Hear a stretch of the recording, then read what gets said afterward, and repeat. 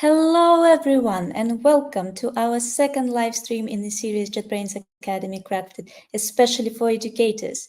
My name is Julia, and with us is our speaker, Danny Dick, an associate professor of computer science at the University of Colorado Boulder, and Danny is currently on an industrial sabbatical with the JetBrains Machine Learning Methods in Software Engineering Lab. A couple of words about Danny. Danny has over 2 decades of teaching experience at esteemed institutions like MIT, UIUC, and OCU. Danny champions an active learning environment and shares his passion for education globally with Maxwell Leadership Certificate Team. Hello, Danny. All right. Thank you so much, Julia, for the nice introduction.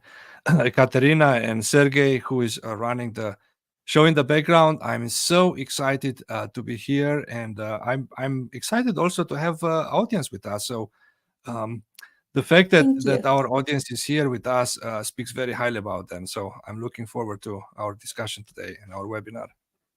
Thank you so much. Before we start, let me just add a few more words about the whole project. For those especially who joined us for the first time, if you are a teacher, tutor, professor, administrator, or manager working in modern education, this is the place for you to discuss, to share, to be supported, to be inspired. The streams take place once a month, so keep an eye on our Discord Educators channel and on our social media to learn about upcoming events. Also, we encourage you to participate in our streams as a speaker. So if you haven't already notified us during the registration process, please get in touch with us via our Discord channel in special section, which is called Propose a Talk, and we will contact you about the opportunity. So yeah, lastly, I guess if you have any questions, leave them in the comments below. We will answer them at the Q&A session at the end. And Danny, please, the floor is yours. All right. Thanks so much. All right, good. So I'm so excited to be with you all today.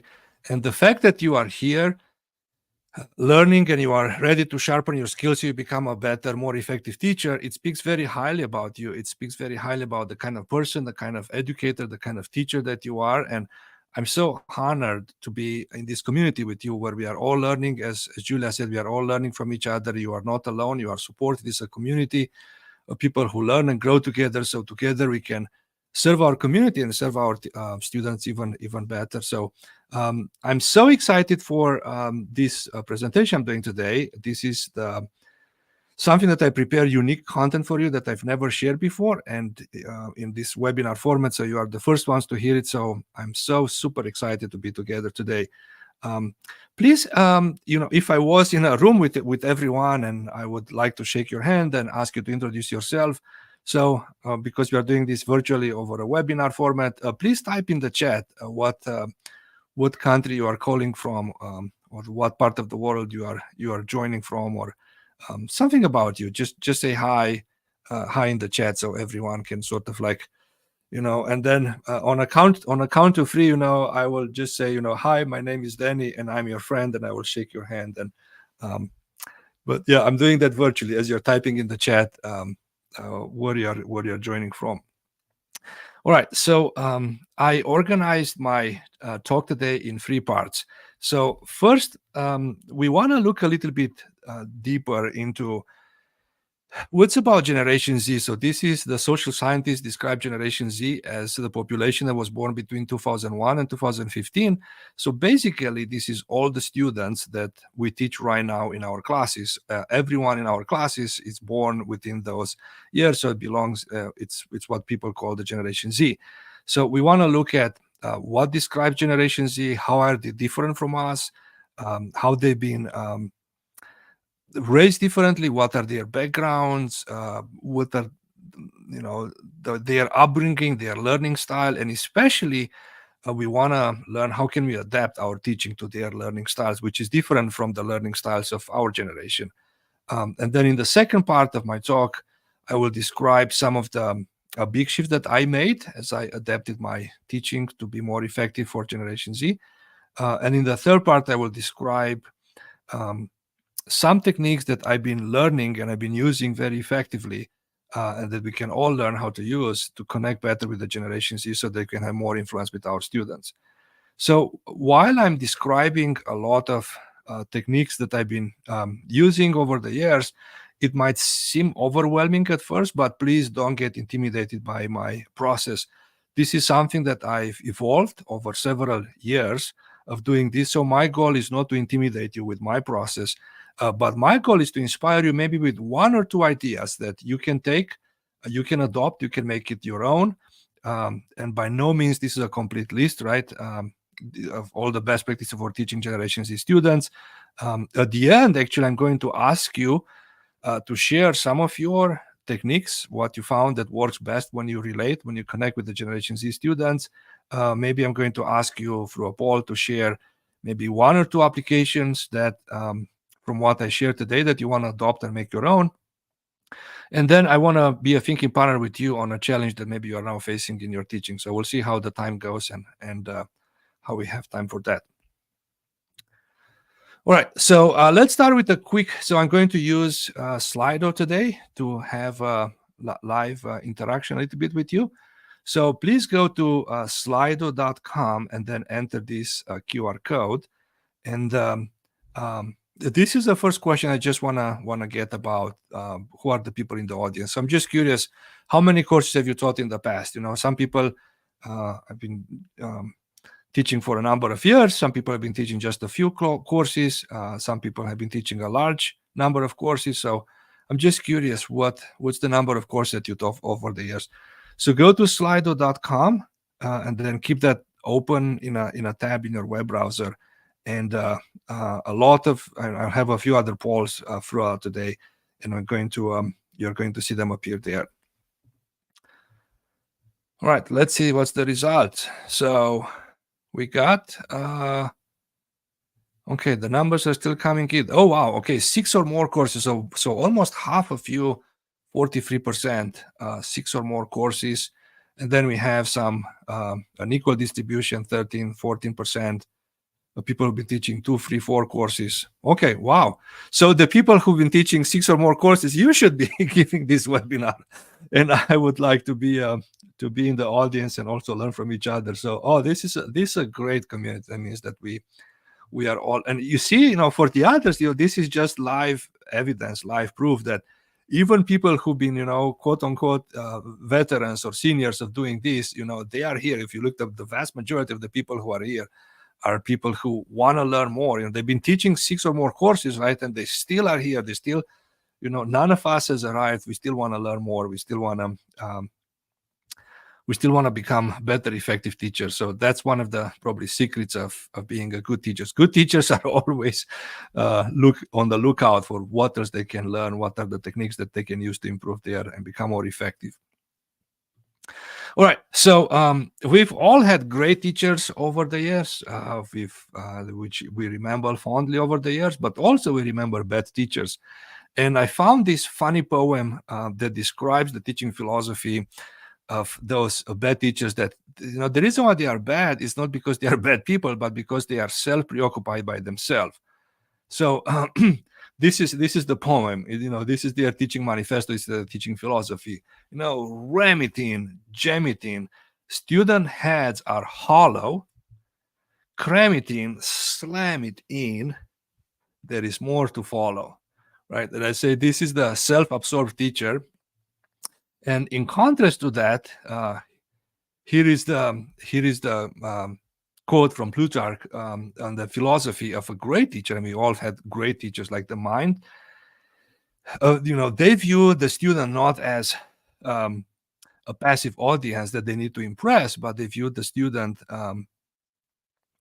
as someone who has dreams, as someone who has you know, who has passion, who has motivation, and all that they need, it's a kindle. It's for the teacher to amplify that, right?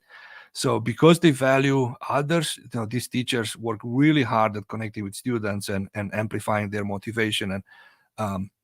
And I need to be very frank, and I want to admit with you that at the beginning of my career as a teacher, I was one of the first ones.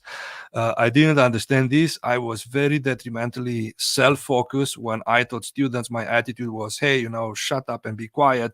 and listen up because I'm smarter than you are. When I spoke to students in the class or in private, right, I was always focused on myself and not on them, not on the students. And I lived for the positive feedback and reinforcement I got when I got great evaluation teaching scores. Unfortunately, the first ones that I got were not great. But my goal was always to be impressive or to impress the student, to look intellectual, to look highly educated. So when I think about it now, I kind of shudder in embarrassment. So this is something that I'm not proud of. But much of what I did back then was all about me, right? Um, I was self-centered. Still, I wasn't succeeding, right? I was so self-centered, and that was probably the root of the most of the problems that I had in my early years of teaching students. I felt somehow frustrated and unfulfilled. I kept asking myself questions such as, why are the students doing um, flocking to my classes? Why aren't they? Why are my classes, more than half empty? Um, why aren't they doing what I'm asking them to do? And notice that my questions were always centered around me because the focus was on me. So I was so self-absorbed and so preoccupied. As a result, I failed to connect with those students. So if I could go back in time, I would go and apologize to those students. I say, hey, I changed. I made some dramatic changes, and come back and take another class with me. And I'm so sorry for um, the kind of person that I was back then. So let me talk about my wake-up call. So my wake-up call came later. One day I opened up my eyes and I found myself in a strange place. I was stranded on a white bed in a white room, and in front of me was a whiteboard on which was written, today's date is August 15, 2015, and this is the Good Samaritan Hospital in Corvallis, Oregon. So I asked the nurse that came in the room while I was there, and she said, you had a bicycle crash, um, and the ambulance found you on the street, and you are in the hospital now. So I was kind of surprised because I didn't remember having any bicycle crash. In fact, I didn't remember, many important things. Fortunately, I remember my wife. So when she came in my hospital room, I asked her, honey, where I am and what I'm here and what year it is and where do we live? And she was telling me all of these things, that we live in Oregon now, and we have 3 children, and our youngest daughter was just born 3 months earlier. And um, she was telling me all of these things, and I had a bicycle crash, and the ambulance found me, and this, so I'm in the hospital now, but I'm okay, I'm safe, and she was telling me all of this, and imagine that she was finishing all of that, and then I will look at her, and I will ask her, honey, where I am and how I got here and what year it is and where do we live and what do I do for a living. And so she would tell me the same story, that I had a bicycle crash and I'm in the hospital now, and this is where we live. And right then again, she finishes that, and then I look her in the eye and then ask her again, honey, where I am. So you can imagine, it was like a broken tape. So if you can imagine a broken tape, and then every 2 minutes you press on a button and blink, everything that you just told me, just go blank. I don't remember any of that. So that was my my accident. I suffered a severe brain concussion, in which I lost my short-term memory. So my memory was resetting every 2 minutes or so. So the days after my accident, maybe it was because I could no longer remember the small trivia of life. I could see maybe for the first time with the biggest clarity what's the big picture of my life. And I could see how self-absorbed I was as a teacher, as an educator, as an academic. I could see that I was probably focused a lot more on the content, on the output that students were producing than on the students. I could see I was like the proverbial farmer, right, who was a lot more preoccupied about the golden egg than about the golden hen that was laying the golden egg. And I didn't like that picture. I used that experience to be my biggest turning point in my life. So instead of becoming bitter because of that, I decided to become better. I decided to shift my life around, turn my life around. So every day I'm learning, how can I serve others? How can I help other people, and especially students? How can I help them go higher and climb higher and reach higher than I did? And that's also the reason why I was so excited to be with you today and share with all of us today from my mistakes and from one of the changes that I've done over the course of my academic career, so that you can learn. You can probably avoid my mistakes. It's okay. Make new mistakes. Don't repeat my mistakes. But you can learn from my life experience. So I want to give you some unprecedented view of how my teaching philosophy has changed and my life philosophy has changed, and how I teach students and what changes I made. And as I said, some of these are brand new that I haven't shared before in a seminar webinar format. So before we do that, let's look at Generation Z. So this is the first part of my talk. Let's understand a little bit who they are. So as I said, social scientists share with us that these are the generation that is born between 2001 2015, right? So I will draw from some of the research and some of the learnings from an amazing resource that I discovered just a few years ago from one of my mentors, Tim Elmore. So this is the phenomenal book that he wrote, A New Kind of Diversity, the Generation Diversity, and he talks about the 5 generations that are in the workforce right now. And when it comes to understanding Gen Z, I think Tim Elmore is regarded as the world's authority. He does a lot of research with Gen Z and how they learn, and he's been invited as a guest speaker to all the prestigious universities and many prestigious institutions. So I just put this book out there as a reference if you want to go more in depth. So here is something that I've learned out of this resource that I think will be helpful for all of us today. All right, so it looks like my slides go backward. Oh, this way. Okay. So unlike any other generation born before them, the Gen Z, they are sort of, some people joke, they say they were born with a smartphone in their hand, but it probably is not that way. They grew up with the smart technology, right? So they spend an average, the research shows they spend an average about 8 hours a day on their mobile devices. They are bombarded, they are exposed daily to almost 10,000 social media messages per day.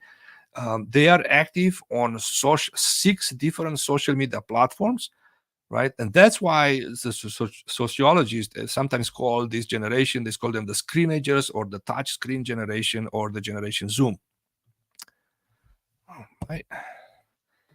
something funny is happening with my click. Keeps going.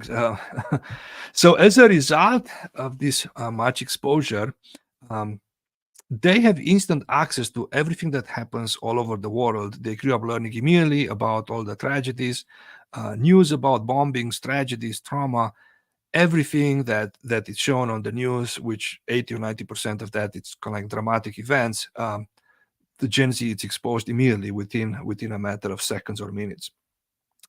Right? They feel that they are also constantly captured on video. And critique when posted, right? So if remember, if you and I, when we went to school, if we dropped the lunch in the lunchroom at school, there'll be some kids around us that would laugh and make fun of us, but clap and then move on, right?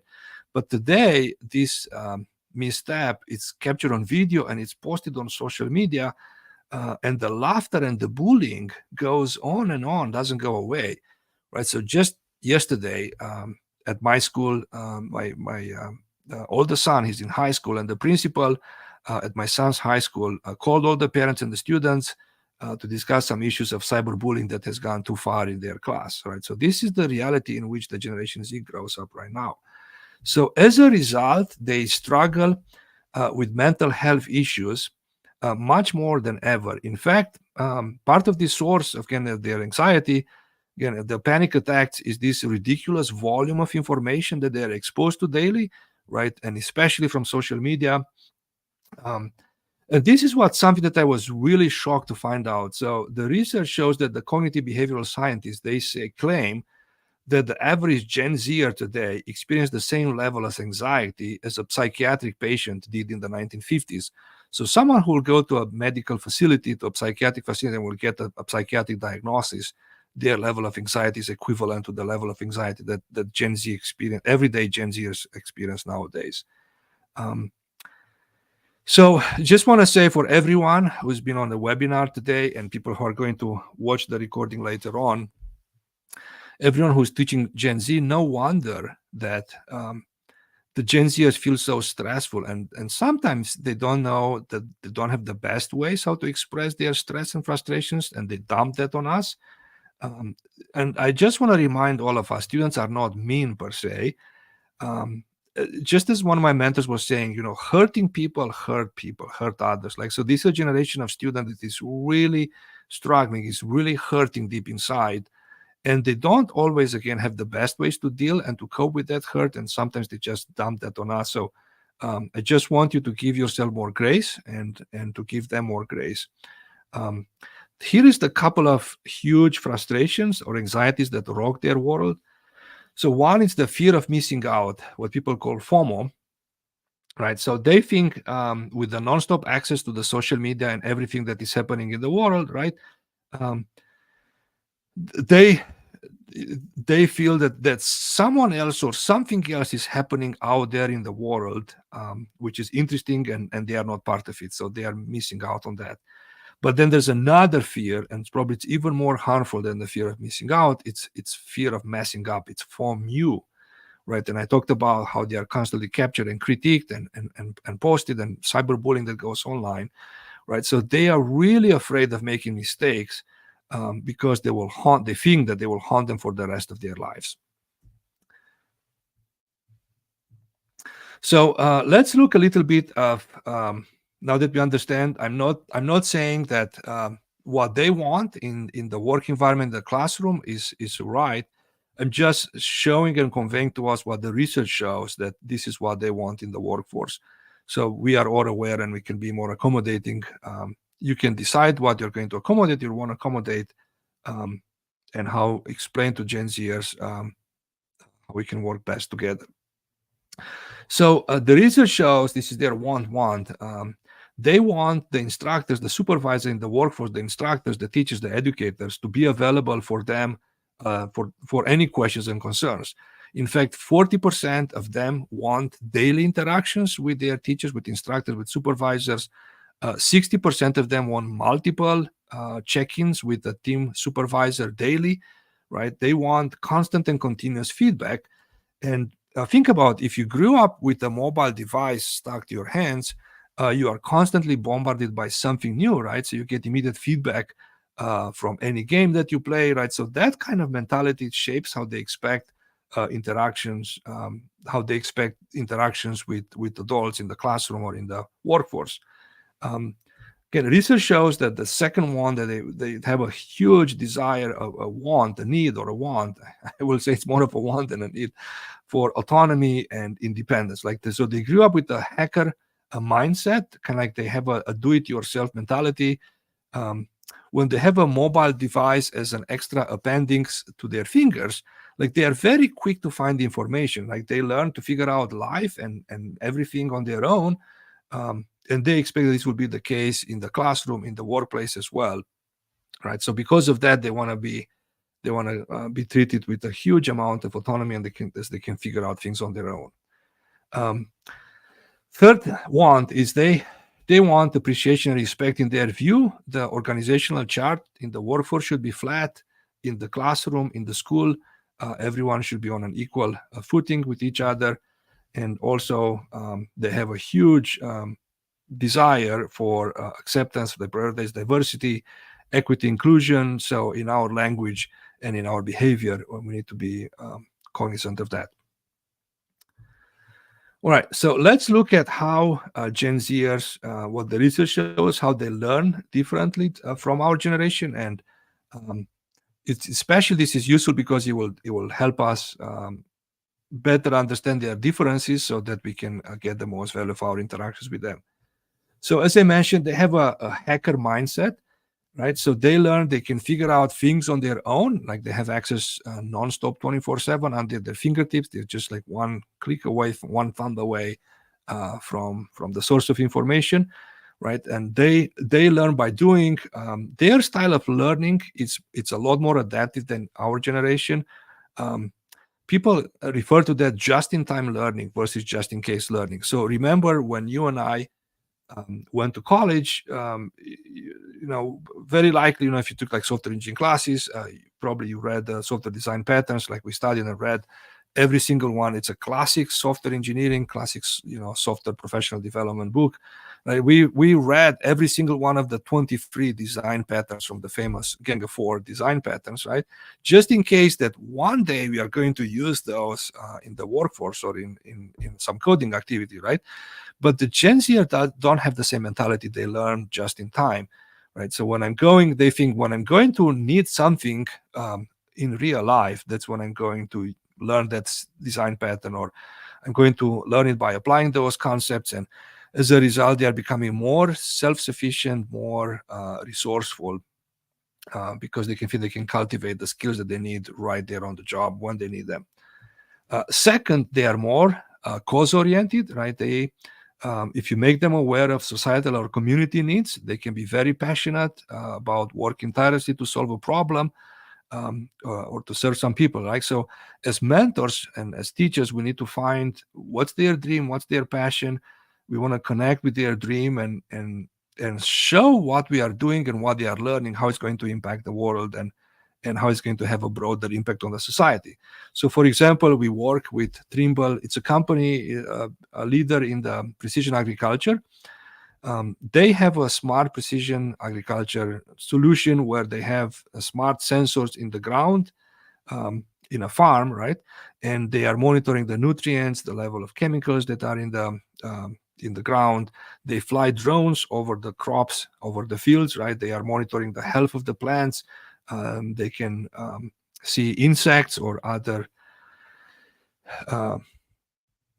animals that might be destroying the crops, right? And eventually they use predictive analytics to determine when a disease or an insect infestation is going to occur on a crop, so they can apply some treatment preventively and selectively on a certain area rather than applying on the whole field. They just apply it on a certain area of the field, right? This is how they minimize the amount of chemicals that eventually get spread and eventually make their way into our watershed and impact our planet. Right, so the technology that they're using, it's pretty cool, right? Computer vision, data science, machine learning, AI, anomaly detection, right? But I don't motivate students with the technology. I motivate students with the impact that this technology is going to have on our creating a green planet, a sustainable world. So that's just one example of how connecting with what Gen Z is passionate about. I mentioned I have this do-it-yourself disposition, this hacker mindset. Right, so they grew up with a portable device, right? So they can figure out anything that they need, all the information, just by looking up online. So then our role as teachers, it's not to be so prescriptive, but to be more descriptive, right? We work best with them by asking them, getting them ownership, asking them questions, asking them, hey, what do you think are the steps to solve this problem, or to solve this, to work on this project that you are working on, right? And last thing I want to mention is they are very, very savvy with technology. So then, if the question is, if because they consume so much information, if they have access to the information, then what's our role as teachers, right? So I think that we need to shift our role from being the information providers. They can already find information on their own, right? To be more, to help them to make sense of the information, to provide the bigger picture, the bigger context, right? So it's not so much being obsessed with shoveling information down their throat. They can find that on their own. But instead, we want to be more like a guide, like a coach, like someone who has the bigger picture, the bigger context, who can make connections between unrelated islands in their mind, and to guide them along that journey. All right, so this is the last slide that I want to share from how do we connect with the Gen Zers, and then I want to share some of the practices that I've been doing on my own. Right, so we want to listen to them. We want to affirm their dreams and goals. We want to provide the sense of purpose, right? Even as they do menial tasks, menial assignments, or what they think is menial homeworks, we need to provide the big why. How this is connected, how this is going to help them in real life. We need to, before we expect them to trust us, we need to work hard to build trust and relationships with them. Right, we want to express both high expectations and high belief in them, and I will give some examples later on of how we're doing that. right? Again, they have this hacker do-it-yourself sort of mentality. So instead of being describing with them and tell them this is the steps, do, we want to ask them for what are their insights, what do they think we should do in that scenario, and then give them a sense of ownership, right? So when they work on projects, let them own the idea of the project, let them take pride and ownership in what they're working on. So I will, in the next slides, I'm going to share how I'm doing some of these. So before doing that, here's another slide though. So I'm going to share next my teaching philosophy and some of the big shifts that I've done. But I just want to ask, why do you teach? So like before, go to slido.com and enter this code there and choose one of these answers. So some people teach because they say this is the best way to learn something really deep. If you want to get deep into a topic, then you ought to teach that, right? And students are shocked when they hear that. How can you be a teacher and teach me if you are not the world expert on this topic? But we all know that the secret to really getting deep into something is to teach it, because it will force us to get at a deeper level than if you just read about it. Some people think that they want to find students for internships, for hiring. Other people want to really invest in the community, in the growth of the next generation, in the growth of the students. Other people want to earn an income. There might be other reasons why people teach. So I'm just curious, what are your reasons? Right. So people go to slido.com and let's see. Oh, wow. So look at that. 82% of you chose that the reason why you are in this is because you want to invest, you believe in the growth of the individual, you want to grow the community, you want to grow the next generation, right? The best way to learn something, right, is to teach something. So that's a huge reason. And then also this, some people chose to do this for a reason for income, and there are other reasons. All right, good. Thanks for sharing with us. If I was in a room with you or in a classroom, this is where I will open the microphone and the podium and have a discussion with you and ask people to share. People who voted on the first choice, which is the most populous. They want to grow the next generation. I would love to ask you more. Maybe you can type in the chat, like what's your passion? What's your view on growing the student, growing the individual? So. And the other thing that I want to commend you for, when I was an early teacher, my motivation was not to grow the students. As I share, my motivation was to impress them and to show how highly educated I am. So you are, I think there is hope in the world. You are in a different position than I was, and to see that the vast majority of you are teaching because you believe in the growth of the student, I think there is hope for our community and for our world. All right, thanks for sharing. All right, so my teaching philosophy was very well influenced over the years, especially after my accident from the late David Notkin. This is a senior professor. He passed away a few years ago and was one of my mentors. And he's famous for saying this, that focus on the students. If you focus on the students, you'll graduate great students, which means that they will produce great work. But if you focus on the work, on the assignment, on the tasks, you may not produce great students. So his mentality and his advice was, how do we focus on the student, not on the task? So these are some of the shifts that I have done later on in my teaching career. And I share in the beginning of the webinar about my dramatic turning point that happened in August 2015. And this is some of the shifts that I've been making since then. And I believe some of this will also help you.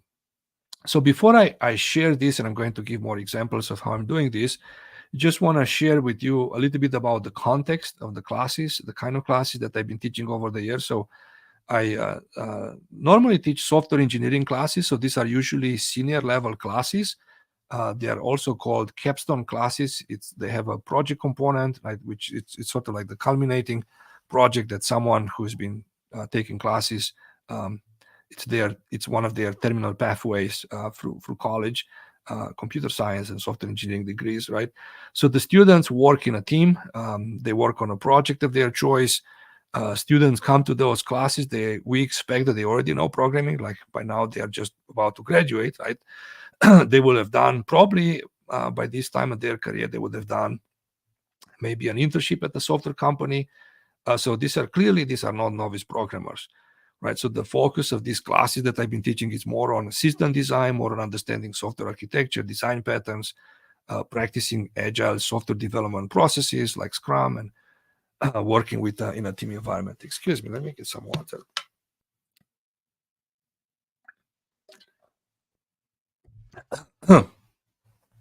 So you know the reason why I gave you excuse me.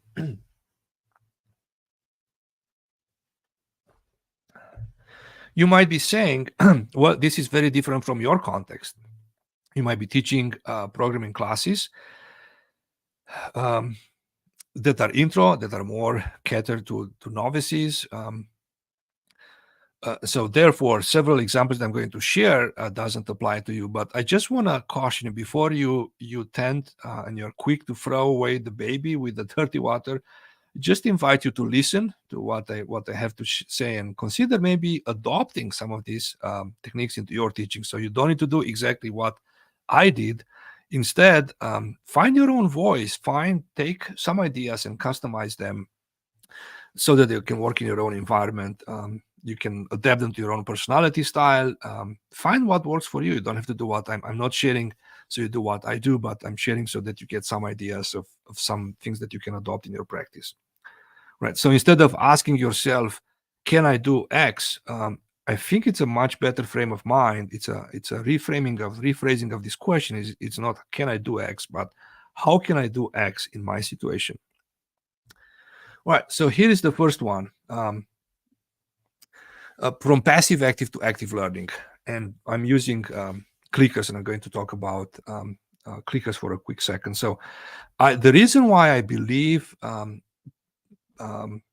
the deepest learning occurs when students are immersed in an active learning environment. So this is an environment that changes. Instead of being passive recipients, they feel ownership for their own education. They feel more confident, right? This correlates again with the Generation Z, with their wants, right? They want to feel ownership. They want to.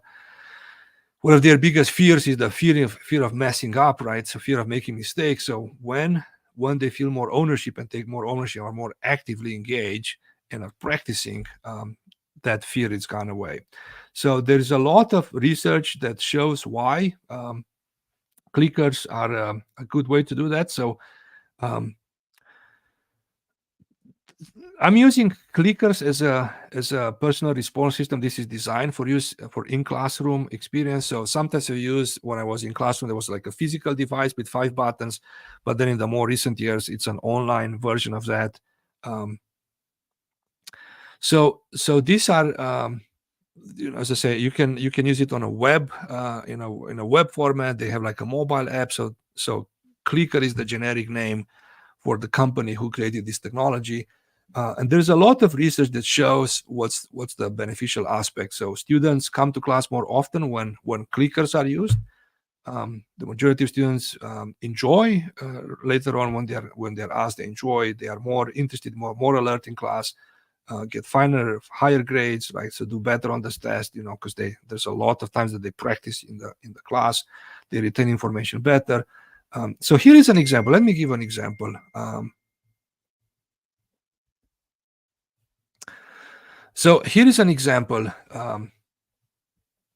of a real clicker that I'm using, right? So I'm teaching design patterns, and I'm asking the students. Here is a scenario. There's a software service, Grubhub. It's a food delivery service, and they want to add the notification feature so that the customers can subscribe to get a text as their food moves through different stages. It's processed at the restaurant, it's ready, it's on the road, it's delivered, right? So which of these design patterns would you use? And I give students a choice: strategy, observer, decorator, factory method, abstract factory, right? So the clickers allows me to constantly poll the students during the lecture and adapt my delivery dynamically based on the topic that they have more trouble understanding, right? So unlike in the passive quizzes that students normally take on their own, where they do not necessarily learn from their own mistakes, with the active clicker polls, it creates sort of like a positive feedback loop. So as soon as the students, so I'm running this live, I'm asking a question. As soon as the students got the clicker question, I showed them response and the statistics, and it shows sort of like, like Slido did. So it shows that here is the statistics of all the students in the class, of all the responses, right? So if I see that they got it well, I say bravo, I clap, I even do a small dance, and I say I celebrate them, and I reflect on the correct choice that they made, right? And I applaud them. So when I saw, that's the best case scenario. Most of the times, their answers are spread. So for this question, they will probably, will be an almost equal distribution, or maybe a couple of these design patterns will have a higher distribution in the answers, right? So when I saw that they didn't get the question right, this is when the active learning happens, right? So instead of showing them what's the answer, and for me telling them what's the answer, then I ask students in the class, hey, I see that 25% of you voted for choice A, for strategy. Like, tell us what was your thinking. So someone who voted from choice A will tell us, oh, this is why I thought it's a strategy, because maybe we can encapsulate the order, and we can put a flag, and the order can, that flag can change, and it can be processed, be ready, and different things will be available in the order object, in the order class, based on what's the status. Like, and someone will say, well, no, that's an observer, right? So I ask them, why is it an observer? And they will reason why it's that observer pattern, right? This is kind of like a subscriber publish notification, and this is exactly what we want here, right? And then someone will say, oh no, that's a decorator, right? And they will say how we decorate the object with these properties. And right, so then I ask them to share with each other, right? And then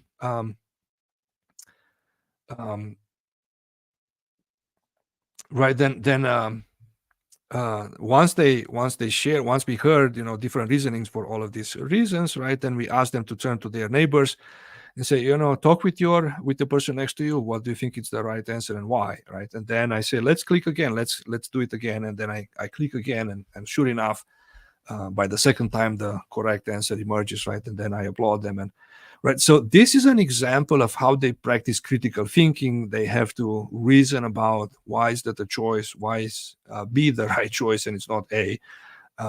They must argue their answer with their peers, right?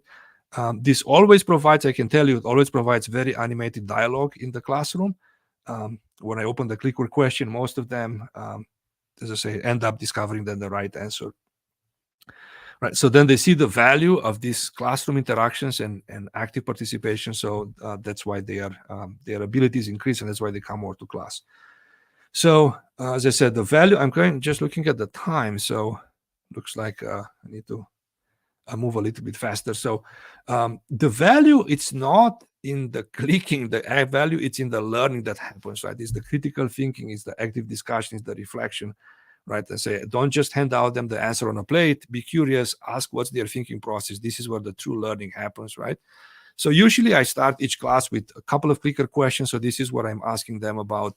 What's their level of understanding of something that was assigned reading for them, and I just want to see how much they got it, and then based on that I can adapt dynamically. I can go faster or slower or more in depth, right? But also because I start the class with this clicker, it motivates them to be punctual and on time, so that they can get the score for answering those clicker questions right at the beginning of the class, right? And then I have a clicker question about every 10-15 minutes in the class during my lecture. So the way how I score them, every class with clicker is worth 2 points. So I give 1 point for participation, for attendance, right? And if you just went there and randomly clicked on any, choose any of the selections, you get 1 point for trying, right? Again, this is aligned with their fear of messing up. So they can practice, and you say, well, there is no reason to be afraid. You get some point for trying. And then 1 point is for performance for getting the right the right answer, right? And then overall the of the whole grade of the class, the clicker activity accounts for about 10%. So this is not large enough to be huge, but also it's not small enough for students to ignore it. All right, so make your job easier. I put here, use a clicker system automatically integrates with your grading system. So for example, I use Clicker Riff, which integrates with Canvas, so I don't have to grade everything. It's automatically takes their points and their correct performance points and attendance points and dumps it into their Canvas grade. So it greatly simplifies my work. All right, so here is another activity that shifts from passive to active. So I'm using group activities, right? So this is, I split the class in groups of 4, and they work on a small problem that I assigned during the class. Like, so I gave here a couple of examples. It could be a design fest where I'm saying, here is a small problem, like English description of that problem, and how would you design, what are the objects in the classes and the interaction between those classes, how would you design a system that implements that, right? Or I give them a piece of code, and how would you write, what are the kind of design, or how you design some test cases to cover, the corner cases, to cover the stress load. How would you write some good test cases for this piece of code, right? So that's something that they do together as a group of 4 people, right? So again, this aligns with their wants, with the accessibility and connection, right? So when they do this activity, myself and the teaching assistants, like, we walk through the classroom, we interact with them, and then we ask people to share what's the final result, right? They also feel that they are empowered. So I'm not prescribing to them how they design, how they implement that. It's their choice, and it aligns with their right. And then also it aligns with just-in-time learning, with their style of learning, which I said is different than our, right? So I always make these group activities relevant to the class project that they work on, so they feel that everything that we are doing in the class contributes, it pushes them forward to create a better project. So here is the last one that I want to share from last technique from active learning. So I very much like to use this live video conference where I interview live in class. Again, through video conference, I don't fly those people to come in class, but I interview live thought leaders, right? So I had some people who are more famous, like such as Jack Dorsey, the founder of Twitter. I usually interview book authors of the books that we are reading in the class, lead software architects at companies, well-known products, famous alumni from our university, people who've been taking the class in the past. So it's a wide gamut of people that I interview live. Why do I do that? Again, it's just-in-time learning, right? So the interviewees, the people that I'm interviewing, describe how the class topic applies to real world. They answer the big why questions. So when I was teaching about test cases and automated system integration test and unit test and acceptance test and all of the automated tests that we have in any professional software big project, then I usually invite people from big companies. So I invited someone from Google, John Penny, who was talking about the testing infrastructure at Google and how, what are the hundreds of thousands of tests and millions of tests that, get run every day at Google when someone checks in code, and what's the importance of having well-tested code, right? So the students see that what I'm sharing, it has a real relevance. It's something that a professional software engineer will use daily in their real life, right? Also, these interviewees, people that I'm interviewing, they share, some stories about community, about society, how the software that they are working on, it's changing the world, right? So again, aligns with the needs of these students. Usually I interviewed people for about 15-20 minutes, and to make it even easier, again, both for me, but also to get their attention in the class, I prepare a couple of questions as icebreakers, but then ahead of the class, I ask the students to submit and prioritize and vote questions that they want to ask. So I tell them, we are going to have so-and-so in a couple of weeks. And this Mr. X or Sarah Smith, she's famous for this, and this is where you can read more about them, and they are going to talk to us about this kind of topic. And then I ask the students to prepare some questions ahead of them, and then they can vote each other's questions, and we can prioritize the questions, right? And they get to ask those questions live in class. Again, these are their heroes. These are the people that they are looking up to. Again, that shows the value of active learning, where they are empowered, where they feel ownership about their education, where they are committed and see the value of coming to class and being involved. And all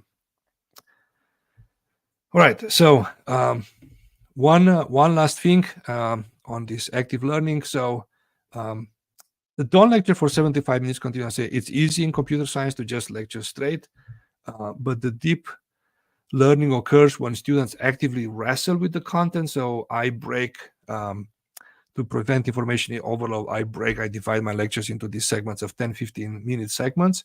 Then I do an interactive activity, a clicker, a group. And again, this aligns with their hacker mindset, aligns with kind of like do-it-yourself, aligns with their wants and needs and how they learn differently from us. Right, so here is a quick clicker for you. Which of these active learning styles or techniques that I've shared you experimented with, or maybe you would like to try? Maybe it's not something that you tried, but you would like to try and you would like to see how it works for you. So again, go to slido.com, and it's the same code. And please tell us what have you found that works for you. So I mentioned clickers, group activities, small group activities, live interviews, and maybe you have other ideas that you've found useful in your classes.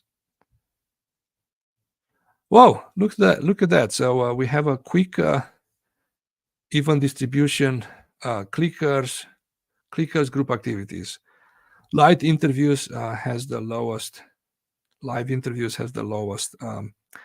Maybe one of the reasons why I was also afraid of doing live interviews in the class earlier on was because I said, well, how in the world Mr. Famous so-and-so is it going to accept to do a pro bono, because I never paid them.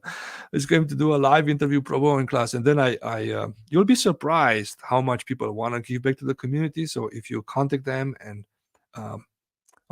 if you contact them and tell them who you are and what's the class and what's the impact that them being live for 15 minutes on a video conference over the class is going to have on the students, and how they're going to have a live interaction with the students, you'll be surprised how many of these big shots are going to accept, and then also reach out to your network of alumni. That's the first point. Okay, so I see clickers and group activities. So lots of people have either experience with this. All right. So let me move on to the last part, and this is probably I'm going to move a lot faster so that we can finish at the top of the hour. So this shift is like how can we be for the students, right? So we want them to do the work, but how can we shift from to ask something from them and to show that we are for them, that we value them, right? We are people of value who value students, we see them as valuable and we add value to them. Right, so this is what I mentioned, listen, affirm their dreams and goals. So this is during office hours, one-on-one interactions, during class. I ask people in class about their career goals and their dreams, and I listen and affirm them, right? And I do what I call these career activities, career awareness. So I talk about, one lecture, at least one lecture. As I sprinkle this also through the term, but at least one time I talk about various career paths that people can do. I talk about how they prepare for industry versus academia career, research versus engineering and development, government versus private, right? And I help them to build these interpersonal skills, right? That's what I'm using. Pair programming. I'm making them work in teams, and I want them to be successful. And I'm telling them, this is why I make you work in a team. Yes, working in team, it's very likely you're going to encounter conflict. You have to do conflict resolution, but this is the real world. I want you to practice in a safe environment the kind of difficult conversations that you're going to have in the real world, right? So this is what I tell them. It's going to make you a better software developer. It's going to at the end we do project retrospective. So a lot of these social skills, a lot of these emotional quality and these interpersonal, soft skills that they need in the real life, I have them practice and build strengths in those. So here's an interesting one. Express high expectations of them and also high belief in them. So this is a beautiful story that I heard from one of my mentors, where he was sharing how one of his teachers in college, how he started by telling them that, look, at the beginning of the class, we'll have, by the end of the class, to get the maximal, the A grade in the top, grade in the class, you need to have like 1,000 points. So at the beginning of the class, every single one of you got, 1,000 points. Now, we'll have the first assignment, which is worth 100 points. So if of that first 100 points, you lose 10 points, then your score will drop from 1,000 points totally to 990, right? So that's 99%. And then the second assignment is worth this much points. And if you lose another 20 points, then it drops from 99% to 97% and so forth. Like, so it was a different mindset where I believe in you as the student. I want each of you to succeed and to do well in class. And I believe and I trust you. And you start, in my mind, you start with a 10, with everyone got an A in the class. And it's up to you through the end of the semester to maintain that level, right? And students work harder. Students are a lot more motivated to maintain that high level of expectation than if you start from the low. So you got a 0, and now, to get to 1,000 points, you need to accumulate points from 0 all the way to 1,000. So there's just probably like a more of a dramatic way of saying that, students work a lot better and harder if we put a high degree, if you put a 10 on their head. All right, so all is well that ends, or I said that starts well, right? So this is where I have the expectation conversation in the first class. Like I told them ahead of time to prepare, to think about what are their expectations from me, from the instructor, what are the expectations from the class, from the material. I'm sharing my expectations with them. I'm sharing my commitments to them, right? I'm showing some testimonials of how these students who took this class in the past, what's the value for them in the real world, right? So they have a different mindset when they know from the beginning how this class is different maybe from other classes and what's the value they got out of that.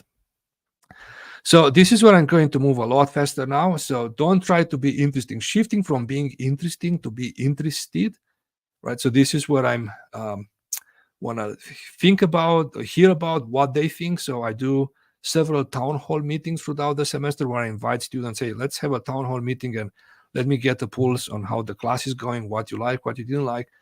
But then I also do what I call an informal early feedback. So I tell students, look, at the end of the class, you're going to do an official evaluation of the class and an instructor, and it's great. It's going to help future generations of students. It's not going to help you, Johnny and Sarah and Jimmy and Tom, who are taking the class this year. So I use the analogy, the best coaches in sport have this midpoint course correction. So I give them an anonymous feedback, and I'm asking them questions that are quantitative, qualitative about the lecture, the professor, the staff, the pace of course, the information, the course load, how many hours they spend on different course activities. I'm asking them whether there's a relation between lectures, homework, projects. I'm asking them to rate individual course components, the clickers, the group discussion, interviews, homeworks, interactions with the staff, right? And then I'm asking them, what are some of the changes? What are something that's useful for them and something that we could change? And I'm taking their feedback. And again, this is very important and very much aligned with their wants, right? They want, the Generation Z wants to be on an equal footing, right? So at the end, after we do this within a week, I come back and when I'm using my staff and myself, we are summarizing this. We are looking at the free form. We are labeling and classifying their responses and coming up with the big trends. And I explained to them, thank you so much. I heard you. This is what you want. This is what you need. This is what you told us that works well, and we should keep doing. This is what we can change, right? Then I'm acknowledging them, and I'm saying these are the changes that we're going to make, and these are the changes that we are not going to make. So it doesn't mean that we have to say yes to everything that they say. They can say, well, we don't want to do more homework or any more projects. But I tell them we are not going to accommodate that request because this is the process of your learning and growth, and trust the process. And if you stay all the way through the end, this is what you're going to learn, right? So the fact that they feel heard, right? The fact that they feel appreciated and respected, and they feel heard, even though we are not integrating all the changes, it's a huge boost for their confidence and it talks very loudly to them that we hear them, we respect them, we appreciate them. Okay, so this is the last one, and then so you might be saying, well, they want, one of their needs is they want to be accessible and they want to have a connection with us, the instructors, to be available all the time.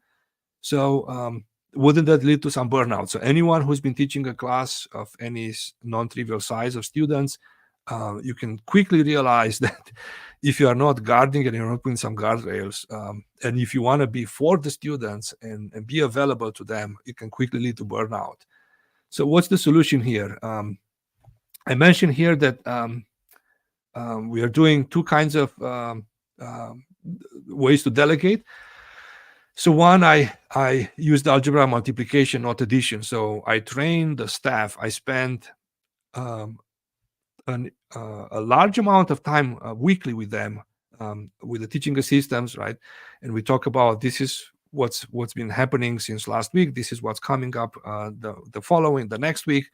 This is the kind of problems that we anticipate. This is the kind of answers to questions, common questions that they expect from students, right? So I empower the teaching assistants and they multiply. So instead of me being available to students, the teaching assistants multiply my time and my investment with them.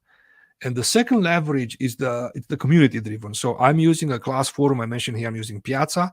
Piazza, it's a specific class forum that is designed for student interaction. So we discourage students, except in very extreme cases of health crisis or something that is very personal, we discourage them from having personal emails. Instead, they interact with us, with the staff, through Piazza, right? So 80% of the questions are repeat questions. So that leverages a lot of the time.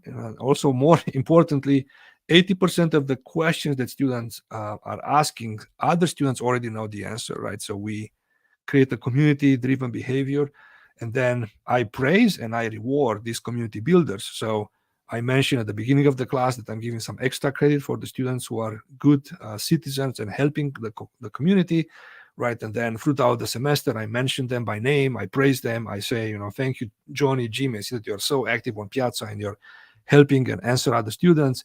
And at the end of the semester, I give them some extra credit, 2-3% or so. So it's not huge to make a huge difference, but it's enough to motivate them. Right. So this is the end of my presentation. I know I moved fast, and I want to encourage you. What are some of the other practices that you want to apply? What's something that resonates with you from what I shared? And I use this, something that you want to apply, maybe something that you want to change, something that you want to teach others. And I have this quick poll.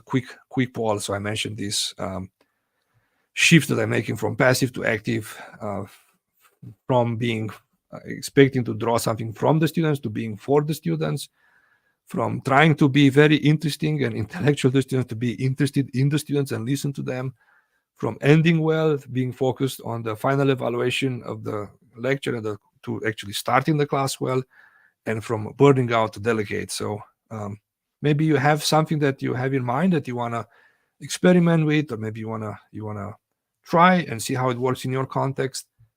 Let's see, passive to active. So that's by far the most. All right. Oh, we got other ones. We got interesting to interested, burnout to delegate. Okay, so we got a nice spread over the. Right on. Good. Thanks, everyone. And this is my last slide. That Gen Zers are different from us, right? They have a different background. They have a different upbringing. They have a different learning style. So instead of waiting for them to adapt to us and to our expectations, I think as leaders, we are the first ones to go and adapt to their learning style. I mentioned about this shift in teaching from passive to active. And just I want to hope that you are going to experiment with some of these. I hope that you continue to grow as a teacher. And also please reach out to Julia and Katerina, who are organizing these webinars. Give them maybe other ideas for other webinars that we can do in the future. Looking forward to be with you in the community and to grow together. And as Julia said in the beginning, you are not alone. This is a community that is willing to share and all learn and grow together. And until next time, let's all teach, let's all lead well, because everyone deserves to be led and to be taught well. Thank you so much, everyone. Thank you so much for the amazingly inspiring talk. I think, to be honest, yeah, I do believe that to understand where other people are coming from is essential when you teach, isn't it? It's like you have to know what they're going through. If we have any questions, if you have any questions, please write them down. We will address them. Mhm. But I actually have a question while, I don't know, we don't have anything else. Um, Yes, please. I have a question. Everything that you described, it feels like it demands a lot of emotional work with students and with TAs, actually, with teaching assistants as well. Hmm. So Hmm. even this idea of delegating to teaching assistants, it also takes a lot of work because you're raising them essentially, right? And Exactly. I'm wondering how to keep yourself and your energy and probably, yeah, avoid burnout while you building this system of TAs that you trust, that you know that they will work with students in the way that you want them to, right? And the way that they also comfortable with. And so how to basically avoid burnout during that. And also another side is how, in your experience, does it affect how many courses you can teach? Because also building such a system takes more time, right? And Mhm. that means probably, I'm mistaken, that you cannot do, I don't know, a few courses in a semester. You only can focus on a couple, but kind of create the system that can support itself. Right on. So those are two phenomenal questions, Julia. Let me start by the second by answering the second question. Um, so how many courses? The way how I decide how many courses I can do, or the way how I decide what everything is that I can do during a given semester, I'm looking at my capacity. I'm looking at my time capacity, my bandwidth. I'm looking at everything that it's in front of me, and that's how I do it with the idea to avoid burnout. So if my capacity is to teach, for some people have a higher capacity than others. So if my capacity, and I have developed a system that I can teach two courses in parallel, then I will accept an assignment to teach two courses. If I'm looking at what else is happening in my world that semester, I say, the bandwidth that I have, it's only for one course. So that's how I decide, based on capacity and availability and bandwidth. Um, that's how I decide how many courses to teach. Now, let me answer the first question with the teaching assistants. You are right. In the beginning, it might feel like we are investing more time. This is a fundamental leadership principle. When we lead people, when we multiply through people, in the beginning, it might feel like we are investing in the staff more time than if we were to do the task ourselves. So it will always feel like it gets worse before it gets better, right? But then over time, if you do it rightly, right, then we empower the staff, the teaching assistant, to make decisions within the framework. They will save us a huge amount of time, right? So as I mentioned, and then another reason why I like to invest in the teaching assistants is when I hire them, I'm looking for people who have leadership development, growth, and who have a desire to grow as leaders, right? So my goal is to train them as leaders. They are leaders of the students. They are leaders in the class, right? And by me spending and investing, I invest time with them. I invest in their growth as a leader, and I invest in their professional growth, right? And as I said, in the beginning, it might feel like, while we set up the class, in the first couple of weeks, maybe 3 weeks of the semester, I end up spending, 2, 3, 4 hours sometimes per week with the teaching assistants.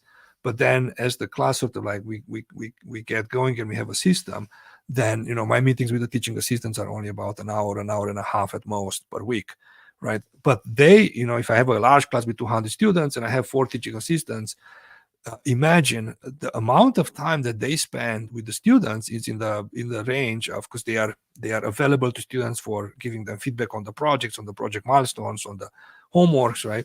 The amount of time that they are spending with the students could be in the order of up to 20 hours a week, right? So now if I have four teaching assistants and they spend up to 20 hours a week with students, that saves me 80 hours a week, right? So yes, in the beginning, I did spend 4 hours a week with the teaching assistants, but then they save me 80 hours of week of direct one-on-one Mhm. contact and being available to right? So I always encourage people, start with the end in mind. Think about what's the bigger picture of what we are doing. Yes, we are teaching and educating students, but we are also educating them to be leaders, to become trustworthy members of the citizens and members of the community and the society. And that's where I'm using the algebra of multiplication. I'm multiplying 1 or 2 or 3 hours of my time per week. I'm multiplying that by a factor of 4, 5, 6, 7, 8, 9, 10, right? When I'm investing that time directly on the leaders of the class,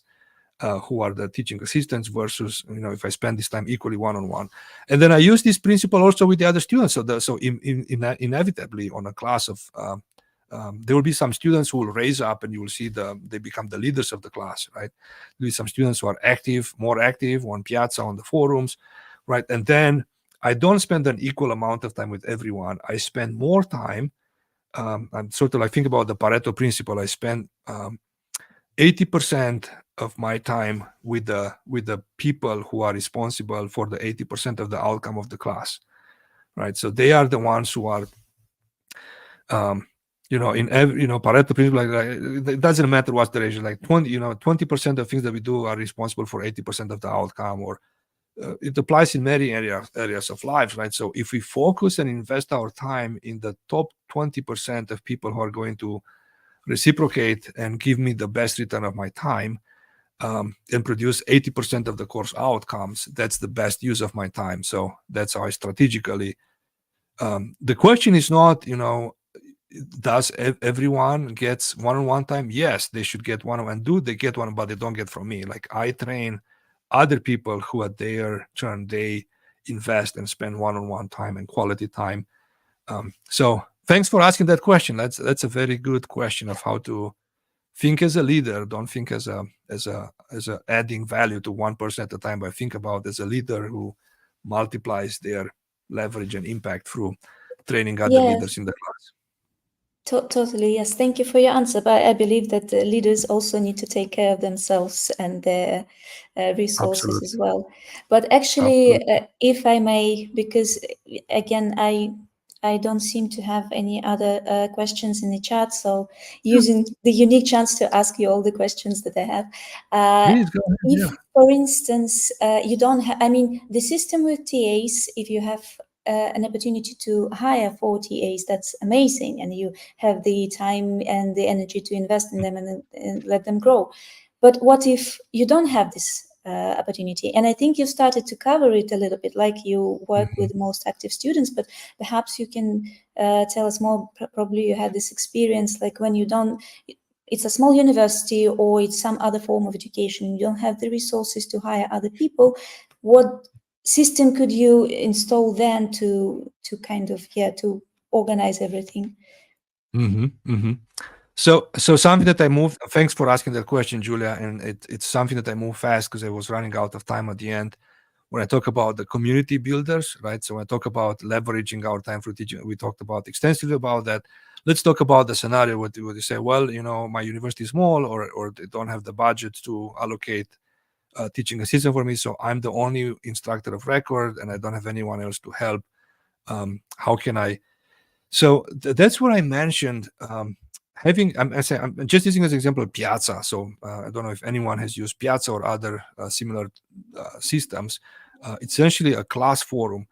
So that saved me thousands of hours. That saved me and the TAs thousands of hours of answering, right? And also the other advantage is that the answer is really very short, within like 60 minutes. So the Gen Z, right, because of the way how they grow with technology, expect everything to be immediate. So if they post a question, they expect within 60 minutes or less than 60 minutes, they expect the response, right? Because that's how they were trained. Like in social media and in video games, they get immediate feedback. And we don't have the bandwidth, especially if you're just like one single instructor. You cannot have the bandwidth to spend all your time just scanning questions on Piazza and answering for students to waiting for students to post questions. So then I tell students what's the value of being a good citizen and being a community builder. And as I said, because they don't send me personal emails, when they send a question, it's usually a repeat question. Like if a student has a question about an assignment or about something in the class, very likely that for every student that has a question, there are many other students who have exactly the same question or a rephrasing of the same question, right? So right there, that's a multiplier effect, by not sending a personal email, by not answering 10 emails that are exactly the same, or 10 Slack messages that are exactly the same, by making them public on a forum, everyone sees what's the answer to that. And then I mentioned another multiplying effect, that I empower students to answer those questions. And in Piazza, there is a feature where the instructor can go and um, uh, um, give a mark of approval for the question, right? They can endorse. That's why there's the feature of endorse.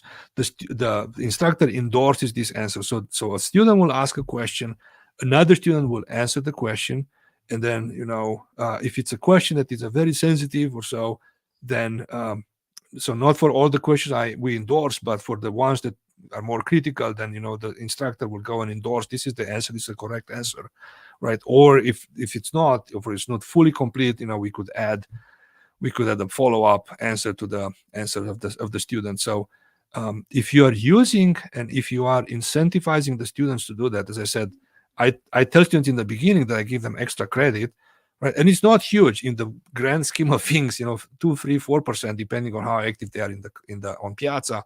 It's not enough for someone who, if they get an F fail in the class, is not going to make, well, someone who get an F in the class is not going to be active on Piazza in the first place.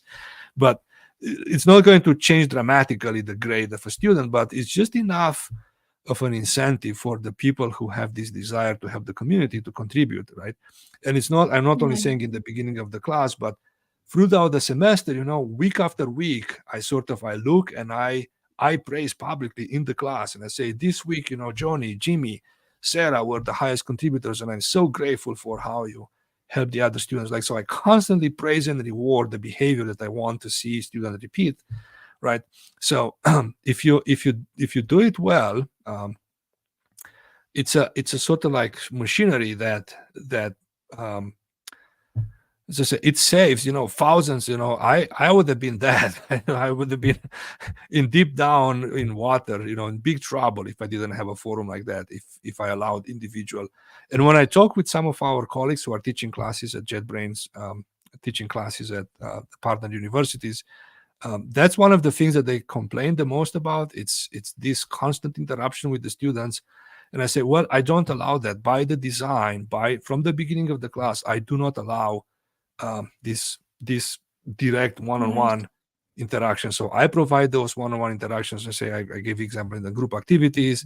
I train the teaching assistants to do that. We use Piazza, we use these forums, right? So everyone feels they get immediate attention, and they get the respect and the attention they deserve, but they don't get that from me directly, right? That's what leads to burnout. That's what most of our colleagues who complain about say, I taught a class and I love the experience, except the amount of ping pong sort of like interaction I had back and forth with the students, right? So that's not sustainable, as you said. And if you don't take good care of ourselves, and we can become burnout, a frustrated burnout teacher is not going to be a happy teacher. It's not going to be someone who helps other people, right? So it doesn't help anyone if we allow ourselves, we will drive ourselves to burnout, right? Because everyone is going to suffer from that. So as you said, we need to take good care of ourselves, right?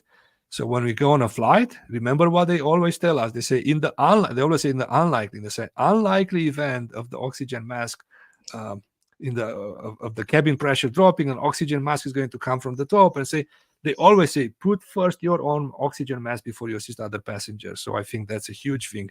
We need to take good care of ourselves first before you can assist others. And if you don't take good care, if you don't oxygenate, if you are not fresh, if you're not happy, if you're not energized, students can feel that vibe, that energy. Students can, no matter how much we try, students will always go beyond the first level of facade, and they will always feel what's the deep vibe, the deep energy deep inside of us that comes out to students. So taking care of ourselves and avoiding burnout, right? That's one thing. The other thing, it's I always try to think about what fills me up with energy and joy, and what other outside of work, right? And I make sure that I constantly replenish my energy sources, and I stay excited and happy. And so gave you a long answer to a short Thank question, you. but it's a phenomenal question that you asked. Thank you. We have another actually very good question from Mohammed. You can see it on the screen, right? Okay, so Mohammed says, interviews are amazing idea. What happens if the Gen Zers are not motivated even after spending this amount of energy and approach? So Mohammed, so thank you so much for asking. Thank you so much for being a teacher, and thank you so much for investing in our students, right? So the question that you are asking is I pour out my heart, I give my best, and still they are not responding, right? So I would encourage you to have some, so it means that there's something that is blocking the channel of communication. Like usually people are good at reciprocating, if they see that someone is for them, like they are good at reciprocating and they are good at showing enthusiasm and responding, right? It's just the natural law of human nature. If they are not doing that, there must be something that is blocking that channel. And so I'm using the metaphor. There is something that blocked the channel between us and the students, right? So I will encourage you to do a few things. Like one, it's to invite a group of students to come to office hours, to come or to meet with you one-on-one, and ask them and say, hey, I'm here for you, and this is a safe environment for you to share. I'm tell me, how do you see the class? I'm trying to connect, and I feel that the students are not reciprocating, are not reverberating, are not responding to that. Tell me how do you see things, right? So instead of being accusatory and say, "Oh, I'm doing all the," and they are not doing this, right? So be curious, be open. Say, yeah, it's something that surprises me, and I'm trying to see things from your vantage point. Can you help me understand what else am I missing? What am I doing that is not connecting, is not resonating with the students? So, and you'll be surprised how much I learn, how much we learn when we take that approach, right? So I've had experience, inviting students to come to my office, and especially as I said, there will be some students who are more like the leaders of the class, right? And sort of like they set the tone in the class, and everybody follows their tone. Like because those are the influencers in the class. Try to invite those people to have like a one-on-one conversation, and say, hey, Johnny, Jimmy, Sarah, Timmy, Samantha, I see that, I respect and appreciate you are a leader in the class. I see the huge influence that you have in the class. You are a leader. People follow you in the class. And I want to see things from your perspective, right? And when they see that we sort of like stoop down from our pedals, like we are not here, the teacher is the demigod. But when we come down to their level and we ask questions and we try to see things from their vantage point, this is where it will sort of like usually break down the silo, break down that plug, that thing that is blocking the communication channel with them. And so that's something that, and you can do that by inviting people one-on-one. You can do that by inviting a group of these people in a town hall so that they feel more like they feel they are not alone, right? You can do that by sending anonymous surveys. So it's a plethora of exercises or a plethora of means, but that's the first thing that I will do to encourage and to find out what happens there.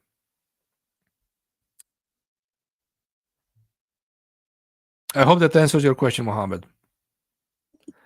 And yeah, also, as I said, early on, remember, right, how much stress and pressure the Gen Zers are, right? So remember that if they are not responding, right, it's something else. Like these are people who are hurting.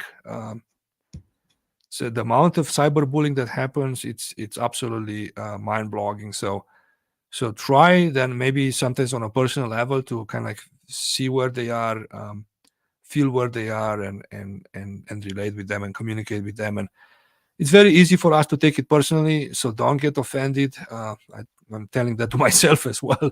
I need to remember myself, don't get offended when despite giving our best, people don't respond. And so it's something that is blocking. It's something that is hurting them. Something that many times it's not something that we did. It's something that it's happening in the world, in their environment, the stress level, the anxiety they have, or maybe something that we did. So there were times when I did something despite my best intentions. I did say something, did something that hurt some people's feelings, and you never hear people say, "Oh, you hurt my thinking." They will always say, "You hurt my feelings," right? So we focus so much on the thinking, and we try to educate on their thinking, but many times when we do or say something, it might be interpreted differently, and we hurt their feelings. And being open and finding if there are instances where we hurt their feelings, and asking for apologizing, asking for forgiveness, say, give me a fresh start. I want to do over. I want to restart. So those are just some ideas. One more, I think, one more question we have. You can see it on the screen. So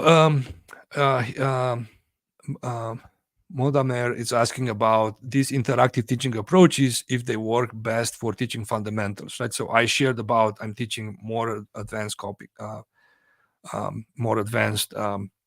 classes, the senior level classes. How do they apply? So I will rephrase your question, Modamer, if it's fine with you. Not do they apply for fundamentals, but how can they apply, or how can we apply them for fundamentals, right? For more, that's what I'm correct me if I'm wrong, but that's how I that's how I interpret your question. Right. So when you mention fundamentals, it's the introductory classes to computing, right? Maybe you can quickly type in the chat if that's how you want me to answer the question. Okay, I don't see anything else in the chat coming. Yes, correct. Okay, good. Thanks. So think about, if something is good for senior students, I don't see why it wouldn't be, because this is not so much about being senior or being a junior. This is about the way how people learn, right? If their wants is to have ownership and to kind of like be involved and learn things just in time, and understand before they have to learn a concept, they have to understand the bigger why question, right? So nothing of what I've shared apply, it's stuck per se to the fact that they are senior or juniors. I think that their needs and wants are the same, no matter if they are juniors or right. So if you talk about these interactive active learning approaches, like having clickers, right, where kind of like you get their poll and you get their feelings, and you get the feel of how the class is going, and then you turn it around, and they discuss amongst themselves and say, well, I'm learning about let's see, a fundamental. I'm learning about recursion, or I'm learning about some data structure, or I'm learning, right, and we are asking the question, for this kind of problem, what kind of data structure is appropriate, or right. So when they turn to each other and when they share with their peers, the same way, the same principle that I talked about with clickers will be equally effective also for teaching fundamental classes, for teaching more foundational principles, right? When we talk about designing group activities, when we talk about interviewing doing live interviews with some of the thought leaders in the industry, right? If the senior students get excited and get energized about that, I think it's even more important for someone who is fresh to computing to understand how the fundamentals that they are learning, how they are applicable, how the world, right? So how something that I'm writing in the code is going to change the world, is going to impact the world. And this is even more important for women and females. I've done a lot of interviews with very successful women in technology, and I asked them, hey, what's something that I respect you, Molly and Hannah, and what's something that you've done, what's something that happened in your learning journey that kept you in the computing field, and instead of there's a higher ratio of female dropping out of computer science and going into other fields than the male, so the attrition rate is higher for women. So I asked them what helped them, and for them, they said, they gave me free answers. I interviewed more than a dozen women that are very successful and are leaders in the technology field. And one of the three things that they came in common was um, they wanted to see what's the impact in the real world. Maybe I'm not generalizing, but when someone works in the medical field, as a nurse or as someone in the medical field, and when they give an injection or they give a drug or something to a patient, and they can see that that person gets well, right? They get a very quick feedback of something that they've done, how it's associated, how it improves the human lives, how it improves the human well-being, how it improves their happiness, their health, and so forth. When you're looking at us in computer science, we are several degrees removed from the impact in the real world, right? We write a computer program here. Think about it. We write something that might become a library that is reused by another application that some end user. So we could be like 4 or 5 layers removed from this is where we wrote the code today to this is the impact. This is where the trickle in the society.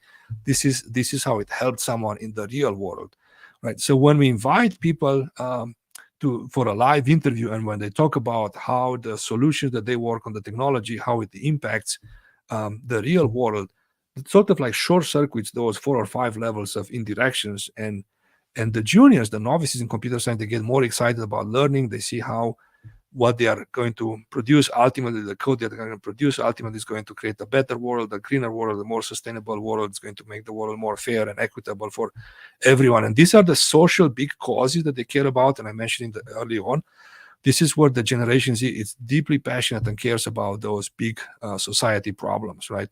So inviting someone from industry to talk about those um, early on in their education, it sort of like gives them the fuel, gives them the ammunition, gives them the passion and the excitement to be in the field of computer science. Thank you. I think I hope that helps. there is a follow-up comment to that, if you can see it in the chat. Yeah, I say, but if they're starting interactive, but that they get passive teaching, that will be the downfall. Yeah. So once you start interactive, it's like with once you experience the good life, you cannot go back to the passive. Like they will revolt immediately. Like once you make the class interactive, you cannot go back from a higher to a lower. Like you have to keep the class interactive. So what happens if they don't get it? So that's what I mentioned earlier on. I think was the question that someone else asked on. Mohammed asked the question on what if they are not responsive? What if they are still passive? What's then? And that's what I talked about earlier on when we talked about there's something that is blocking the chain, and the way it's for us, instead of waiting for them to come to us, like we proactively approach them, right? This is what means to be a servant leader. I'm not the teacher here, and I have the student there, but I'm going to lower myself to go there. I want to see things from their vantage point. I want to see the world through their lenses, and I want to see what's blocking, what's not working effectively there. Thank you so much. I think we will be finishing now, probably, because we don't have any questions at the moment. But as I texted in the chat, if you realize after the session that you have still some questions, please feel free to let us know in our Discord or in the comments to this video. The recording will be available on our YouTube. So, and we will get back to you with the answers. So don't hesitate to contact us. We are here. Right on. Thank you so much, Danny, again for this wonderful talk and the discussion. I hope, well, I am certainly inspired. So I My hope pleasure. we inspired as well somebody else. Yeah, I'm very happy that I was happy to share from some of the mistakes that I made and some of the big shift that I made. And if they help me, I think they will help. So everything that I've shared, I've tried. I'm not teaching from something theoretical. Everything that I've shared, I tried, and I've seen the tremendous results. And be patient with the process, trust the process. It works. It's just that sometimes I was impatient, and I was trying something, I when I started learning about these techniques, and I started adding clickers or starting adding this, things in the middle of the semester, I was thinking that, oh, things will just turn overnight like that. No, it did not turn like it's a slow.